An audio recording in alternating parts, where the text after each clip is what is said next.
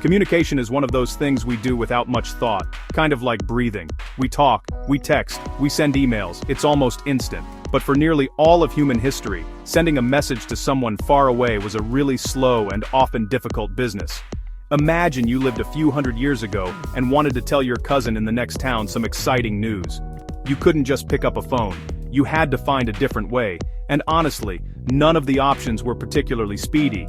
It was a world built on patience, where news traveled at the speed of a horse or a ship. The methods people used were actually quite clever, considering the limitations. For very long distances, the most reliable way to send a message was to write it down. A letter would be carried by a person on horseback, or maybe put on a boat sailing across the ocean. This could take weeks, or even months. If you sent a letter from London to New York, the person receiving it might not get it for a whole season.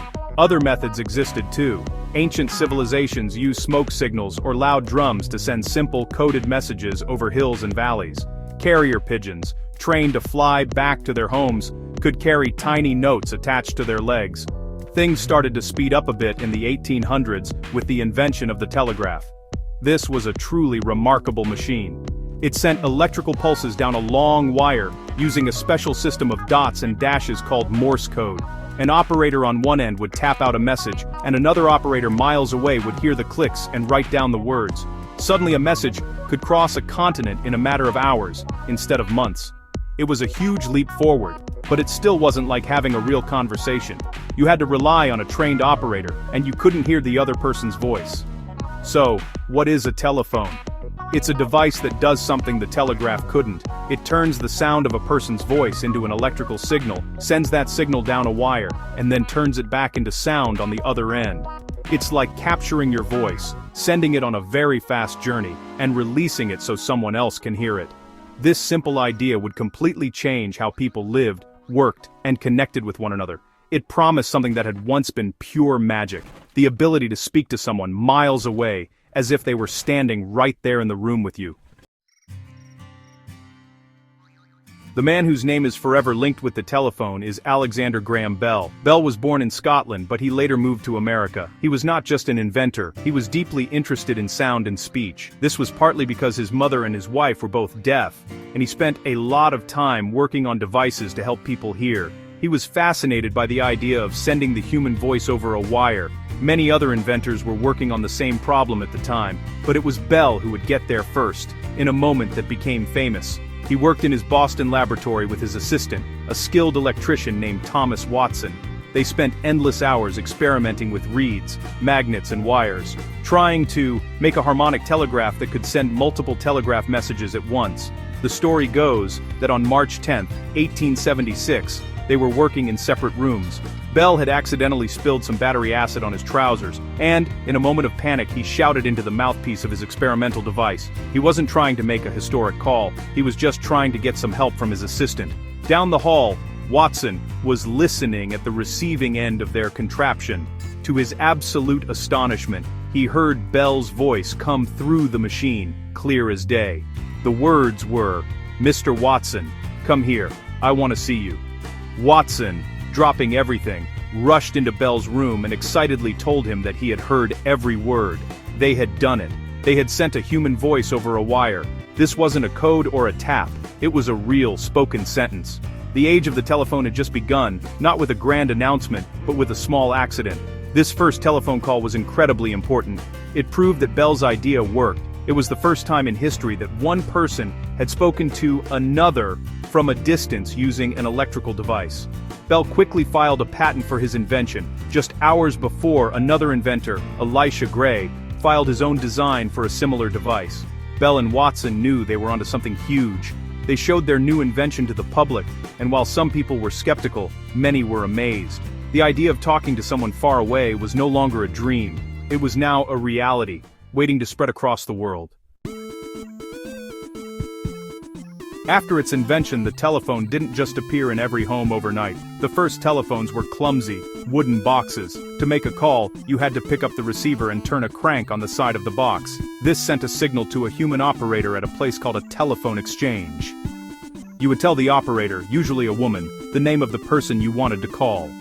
She would then physically connect your line to their line by plugging a cord into a giant switchboard. It was a slow process, but it worked, and telephone companies began to pop up in cities everywhere. For many decades, the technology didn't change too much, but it slowly got better. The crank was eventually replaced by the rotary dial. This was a circle on the front of the phone with holes for your finger. To dial a number, you would stick your finger in the hole for each digit and rotate the wheel until it stopped. When you let go, the wheel would spin back, sending a series of electrical clicks down the line that told the exchange which number you were dialing. This was a big improvement because it let people dial numbers directly, without needing to speak to an operator for every single call. The next big step was the push-button telephone, which appeared in the 1960s. Instead of a rotary dial, it had a keypad with buttons. Pushing a button sent a specific musical tone down the line, which was much faster than the clicks of a rotary phone. This was also the beginning of things like automated phone menus, where you could press 1 for sales, press 2 for support. Then came another great invention, the cordless phone. This separated the handset from the base, letting you walk around your house while talking. You were no longer tied to the wall by a curly cord. Each of these changes made the telephone more convenient and easier to use. The journey from the operator-run switchboard to the cordless phone took about a century. Each step was about giving people more freedom and more direct control over their conversations. The telephone became a standard appliance in almost every home in the developed world. It was no longer a luxury for the rich or a tool just for businesses. It was a part of everyday family life, a reliable link to the world outside your front door, and it was still evolving. The evolution of the telephone took its most dramatic turn with the invention of the mobile phone. The first ones, which came out in the 1980s, were enormous. They were often called brick phones because they were as big and heavy as a brick. They were also incredibly expensive, so mostly they were used by wealthy business people. But the idea was revolutionary, a telephone you could carry with you and use almost anywhere. As technology improved, mobile phones got smaller, cheaper, and much more popular, putting a phone in millions of pockets and purses. The biggest leap of all, however, was the smartphone. The first true smartphones arrived in the late 2000s and changed everything. This device was much more than just a telephone. It was a powerful little computer that could also make calls. It had a large touchscreen, a camera, and, most importantly, it could connect to the internet.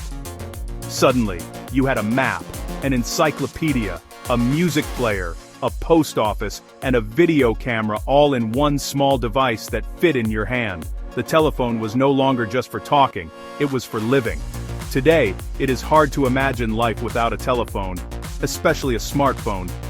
For families, it's a way to stay connected, whether it's a quick call to a grandparent or a video chat with a relative across the ocean.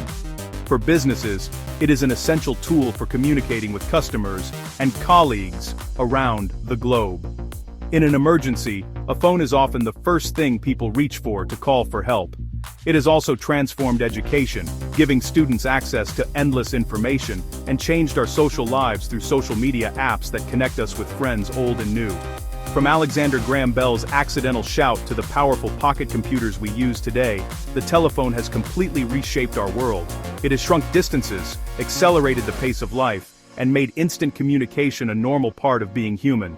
It broke down the silence and isolation that defined most of history, connecting us in ways that would have seemed like impossible magic just a few generations ago. The story of the telephone is the story of how we learned to make our world a little smaller and our voices a lot louder.